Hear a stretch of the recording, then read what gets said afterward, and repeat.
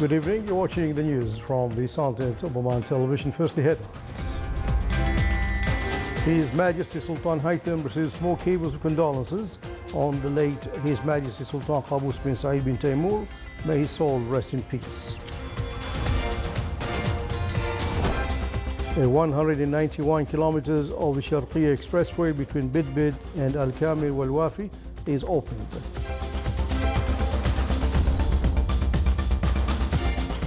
And the EU ministers debate on reviving the Libyan naval mission.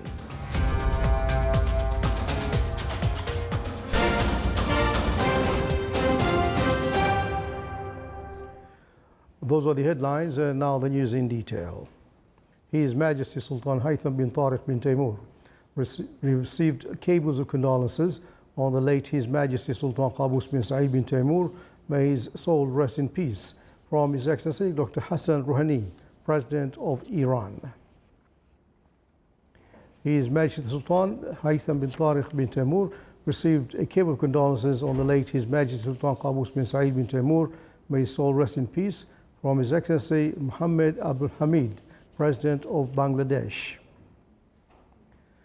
His Majesty Sultan Haytham bin Tariq bin Taimur received a cable of condolences on the late His Majesty Sultan Qaboos bin Saeed bin Taimur. May his soul rest in peace. From His Highness Sheikh Nawaf Al Ahmed Al Jabir Al Sabah, Crown Prince of Kuwait. His Majesty Sultan Haytham bin Tariq bin Taimur received cable of condolences on the late His Majesty Sultan Qaboos bin Saeed bin Taimur. May his soul rest in peace. From Saad Al Hariri, Prime Minister of Lebanon. And His Majesty Sultan Haytham bin Tariq bin Taimur received cable of condolences on the late His Majesty Sultan Qaboos bin Saeed bin Taimur. May his soul rest in peace. From Nikol Pashinyan, Prime Minister of Armenia.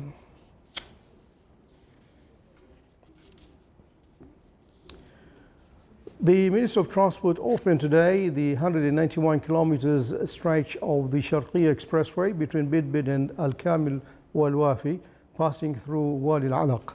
The ministry said this strategic three-lane road with a design speed of 120 kilometers per hour included bridges across wadis over the heights up to 90 meters.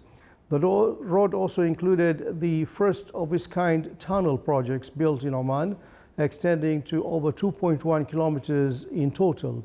The first tunnel is located near Nidab village in Samail, that is 650 meters long, while the second one is located in the mountain range of Wadi Al-Alaq, which is 1,450 meters long. Each tunnel has 3 lanes in each direction with a speed limit of 90 kilometers per hour, with the road designed as per top standards and specifications, keeping in view the road safety and security measures. There's a special exit for trucks before every tunnel during the trial period, which will redirect them to use the old single road in Wadi Al-Alaq. With tunnel projects implemented for the first time in Oman, the ministry has urged all motorists to follow the signboards and to adhere to the warnings and instructions, as well necessary safety measures while entering the tunnels. Sharqiya Expressway is linked to Muscat Expressway through the first part of Arusail Bidbid Road. The 35-kilometer long road consists of 2 parts. The first from Muscat Expressway Junction to Bidbid Junction. The second part is from Burj Al Sahwa roundabout till Muscat Expressway Junction. The project includes the construction of 4 lanes in each direction with 19.5 meters width and a median strip of 4.5 meters width.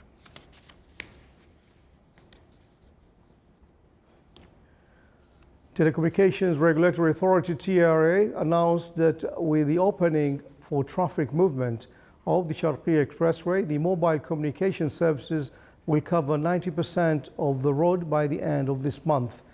The authority stated that it is working with its partners to strengthen the current mobile coverage in Al-Sharqiya Expressway by building 20 additional mobile communication stations in order to provide voice and high-speed internet services. The Telecommunication Regulatory Authority stated that the mobile services will also cover through the 2 tunnels.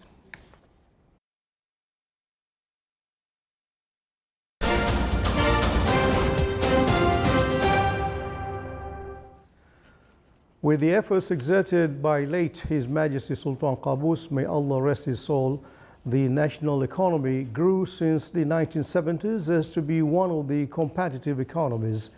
The road was not rosy, but long and difficult. Late His Majesty the Sultan worked tirelessly for the development of Oman's economy with the support of his loyal people. The oil sector was developed and ports of Sohar, Dukhum and Salala were established. Late His Majesty Sultan Qaboos opened the Omani airspace for the world through the construction of a number of airports. Oman economy witnessed growth represented in many big industrial estates and free zones. Those economic achievements came as a result of the glorious renaissance that focused at the main level on the development of social life of the citizens in parallel with achieving economic renaissance.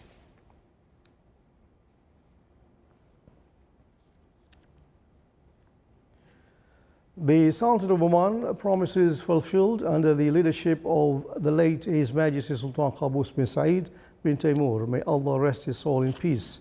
More details in the following report by Abdullah bin Ahmed al-Rubai.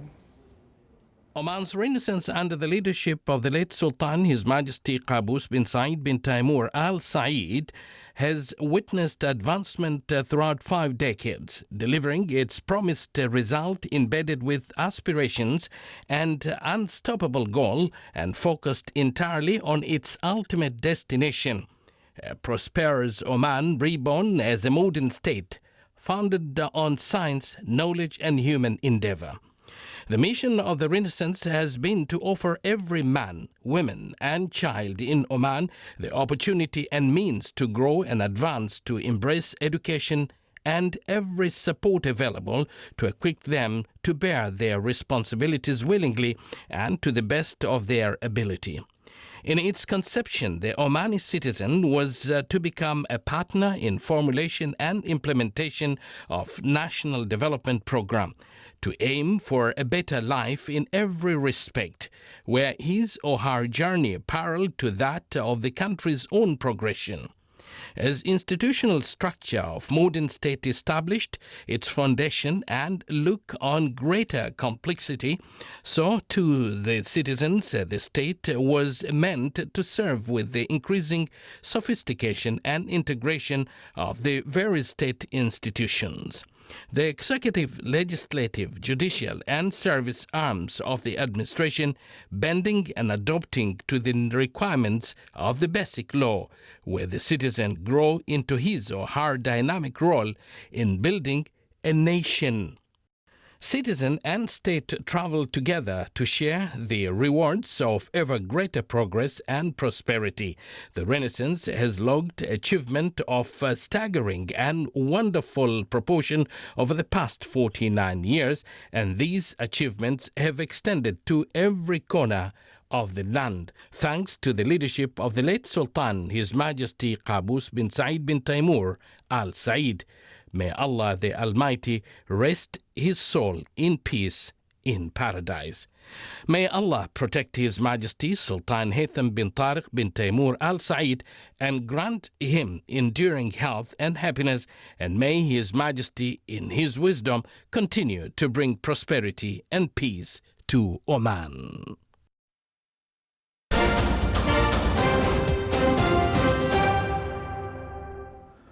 Rear Admiral Abdullah bin Khamis al-Raisi, Commander of the Royal Navy of Oman, received at Muaskar Beit al-Falaj Commodore Eid Abdullah al-Ka'bi, Commander of the Unified Marine Operations Center at the Gulf Cooperation Council countries, and his accompanying delegation who is currently visiting the Sultanate. During the meeting, the two sides exchanged cordial talks and discussed issues with mutual concern.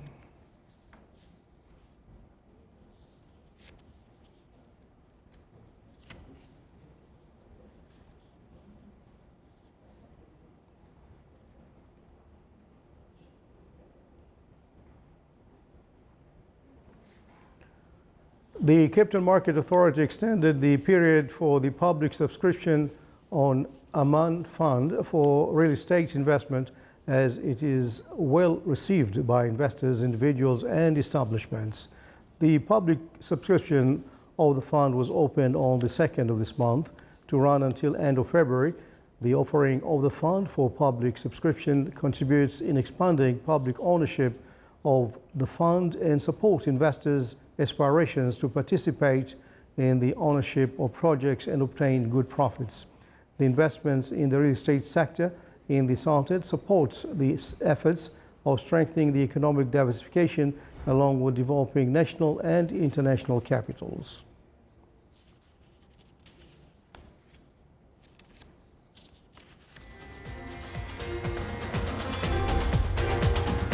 To the Camera News Bulletin.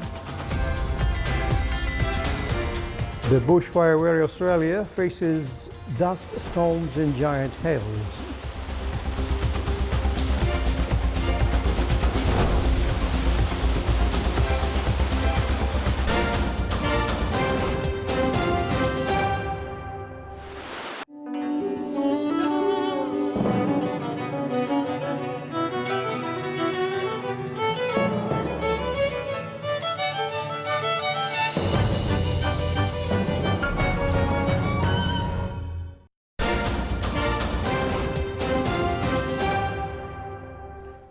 Welcome back to the news from the Sultanate of Oman Television.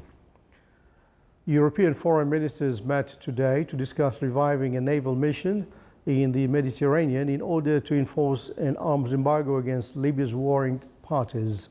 The EU meeting came a day after Germany hosted a summit to push for a ceasefire in the civil war, boosting calls for Operation Sophia to be relaunched. Operation Sophia was set up in 2015 to combat people smugglers operating from the Libyan coast and to enforce a UN arms embargo on the warring parties. Before the meeting, there had been also talks of setting up a European military mission to monitor any ceasefire, but ministers arriving in Brussels were cautious on this. Fayez Sarraj, who leads the UN-recognized government in Tripoli, and his opponent Khalifa Haftar refused to meet face-to-face at the Berlin summit. There's been no political agreement between the sides, but external actors like Turkey, Russia, Egypt and France have agreed to stop interfering in the Libyan conflict. German Foreign Minister Heiko Maas said UN Libya envoy Bassam Salameh would invite the sides of talks, and foreign ministers of the countries involved could meet next month. Iran said today it will consider withdrawing from the Treaty on the Non-Proliferation of Nuclear Weapons NPT if a dispute over its atomic program goes before the UN Security Council. Britain, France and Germany launched a process last week charging Iran with failing to observe the terms of the 2015 nuclear deal, a move that could eventually see the Security Council reimpose international sanctions on the country. Iran has accused the 3 EU member states of inaction over sanctions. The United States reimposed on it after unilaterally withdrawing from the landmark accord in 2018. Foreign Minister Mohammad Javad Zarif said the European move has no legal basis, and if they take further measures, Iran's withdrawal from the NPT will be considered. The landmark 2015 deal reached with Britain, China, France, Germany, Russia and the United States gave Iran relief from sanctions in return to curbs on its nuclear program. Iran has stressed the steps it has taken to roll back the nuclear deal can be revised if its interests are realized. Apocalyptic dust storms swept across drought-stricken areas of Australia over the weekend with thunder and giant hail battering the east coast as extreme weather patterns collided in the bushfire-fatigued country. The southern city of Melbourne was lashed by huge hailstorms yesterday, and fire-ravaged parts of Victoria state overnight received heavy rainfall, prompting new extreme weather alerts. Australia has since October been overwhelmed by an unprecedented bushfire season made worse by climate change. Swaths of the country have burned, hundreds of millions of animals have died, more than 2,000 homes have been destroyed, and at least 29 lives have been lost. Violent hailstorms pelted the capital, Canberra, today, and it reaped branches of trees. In Victoria, where bushfires continue to smolder, heavy rainfall overnight was welcome in fire grounds in the north, but authorities say it also brought with it new dangers.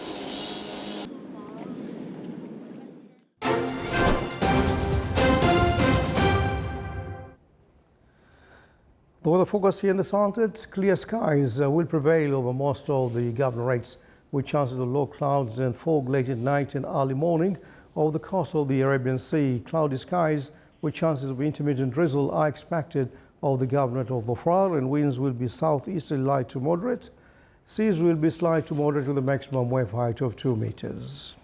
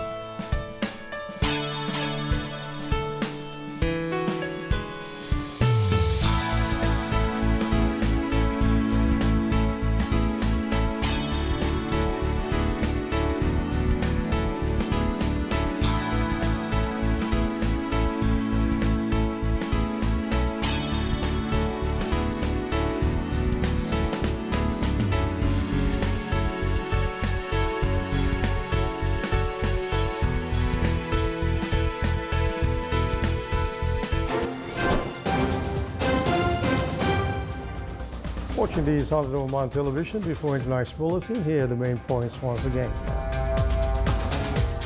His Majesty Sultan Haitham receives more cables of condolences on the late His Majesty Sultan Qaboos bin Said bin Taimur. May his soul rest in peace.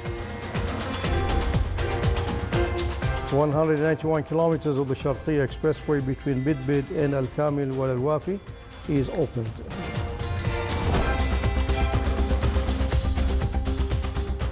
And the EU ministers debate on reviving the Libya naval mission.